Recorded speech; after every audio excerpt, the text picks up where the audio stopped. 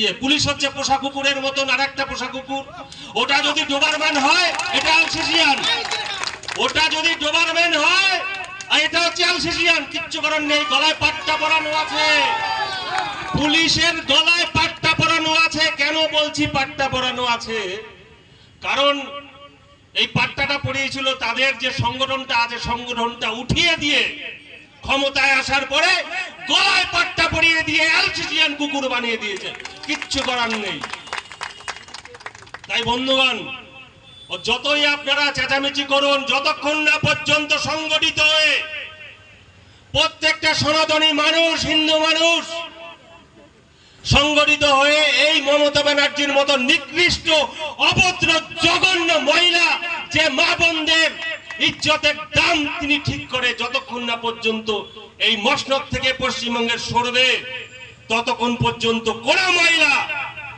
কোন মহিলা সেফ না। এরকম কামদনি থেকে শুরু করে, আরজিকর থেকে শুরু করে, পার্ক স্ট্রিট থেকে শুরু করে নদিয়া, প্রত্যেকটা জায়গার এই যে কসবার মতো ল কলেজের প্রত্যেকটা জায়গাতে যা হচ্ছে সেটা গাইগাটাতে হবে। আপনারা কিছু করতে পারবেন না। কেন?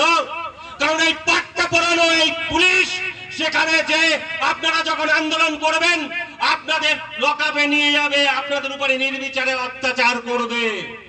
কিন্তু যখন তৃণমূল নামক এই, আমার তো এদের হিংস্র জানোয়ার বলতে লজ্জা করে, জানোয়ার খায় না যদি খিদে না পায়, জানোয়ার মারে না যদি দরকার না পড়ে, কিন্তু এরা হচ্ছে সমাজের নিকৃষ্টতম কীট।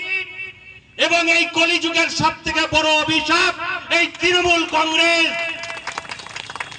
এদের কথা শুনে চলতে হয়।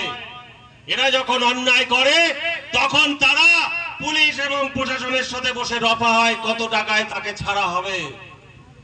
এক মাঘে শীত যায় না বন্ধুগণ, এক মাঘে শীত যায় না, ঘুটে পড়ে গোবর আসে। একটা সময় সিপিএম বলেছিল যে 100 বছরেও তারা যাবে না ত্রিপুরা থেকে, পশ্চিমবঙ্গ থেকে। পশ্চিমবঙ্গের মানুষ লাথি মেরে তাড়িয়ে দিয়েছে। তারা আজকে 235 থেকে শূন্যে পরিণত হয়েছে বিধানসভায়।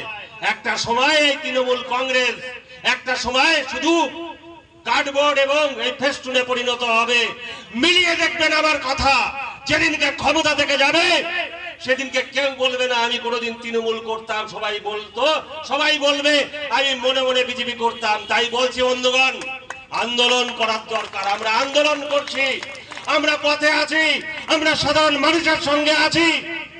এই আরজিকরের সময় আমরা আন্দোলন করেছি, আমরা এই কসবার ল কলেজের এসে আন্দোলন করব, আমরা পথে নামবো, আমরা মোমবাতি মিছিল করব, আমাদের মহিলা যারা আছে বাহিনী তারা মিছিল করবে, আমাদের যারা যুব যারা আছে তারা মিছিল করবে, তারা আন্দোলন করবে যতক্ষণ না পর্যন্ত দোষীরা সঠিক সাজা পায় এবং ফাঁসির সাজা হয় ততক্ষণ পর্যন্ত আমাদের আন্দোলন চলবে। কিন্তু তারপরে একটা কথা বলি, শুধু আন্দোলন করলে হবে না বন্ধু। সামনের দিন 2026 আসছে, এই লড়াই শেষ লড়াই। এই যে লড়াইটা হবে, যদি বিজেপি না আসতে পারে তাহলে পরে পশ্চিমবঙ্গে তাহলে হিন্দুদের কবর তৈরি হবে। তার জন্য বলছি সমস্ত হিন্দু সনাতনী বিভেদ ভুলে এক ছাতার তলায় এসে এই 2026-এ এই যে মক্ষী রানী আছে, যে হেড মমতা ব্যানার্জি, তাকে এই মসনদ থেকে তাকে তাড়ান। ভারতীয় জনতা পার্টিকে না আনুন, না হলে পরে এরকম কামদুনি, না হলে পরে এরকম আরজিকর, না হলে পরে এরকম কসবার মতন ঘটনা ঘটতে থাকবে আপনার আমার বাড়িতে। তাই বলছি আর কথা বাড়াবো না বন্ধুগণ, আপনারা অনেকক্ষণ ধরে এই বৃষ্টির মধ্যে বসে কথা শুনছেন, আপনারা এসছেন তার জন্য আমি অসংখ্য ধন্যবাদ জানাই এই ভারতীয় জনতা পার্টির পক্ষ থেকে।